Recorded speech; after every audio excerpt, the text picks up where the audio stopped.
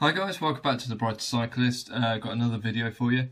This time I wanted to give you my top tips for buying cheap Chinese bike lights. It's really important you do your research. Check out the forums. There's great forums like MTBR.com. There is a huge knowledge base there. These guys, they like to buy these cheap lights. They'll strip them down, they'll test them, they'll do run times, they'll modify them. Those guys really do know what they're doing, so it's worth checking out the forums. You've also got to do your research on the vendor. It's really important. You want to make sure that that light will actually turn up. It will be the light that you've actually ordered. You also want to make sure you pay by PayPal. If it doesn't arrive in the post, because it's coming all the way from China, if it does get lost in the post, you want to make sure you get your money back.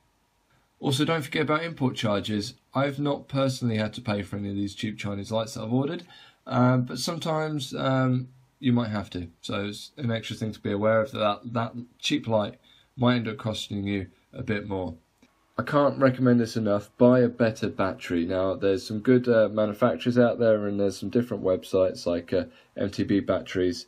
If you invest in a good battery, it should last you a lot longer. It'll be more robust, and you can also then use it on your next light head when you upgrade your light head in a year's time or a couple of years' time. So you know that whatever light head you're using, you know you've got a good battery to plug it into. Also, never ever leave it charging unattended. Obviously, I'm not saying watch it like a hawk, but just plug it in, be about, because these things are very much like a lit candle. It may be totally fine by itself, but there's also potential there that it could burn your house down and all your family and your treasured possessions. I can't stress this enough. Do not get your hopes up. Even after doing all your research and buying what you think is a good light that's got good reviews, it still might be a turd in a box.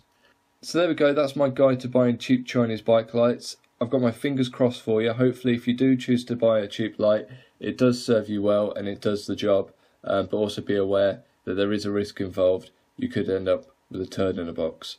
So I hope you liked this video. If you did, please like and subscribe. It does mean a lot, and I'll see you next time.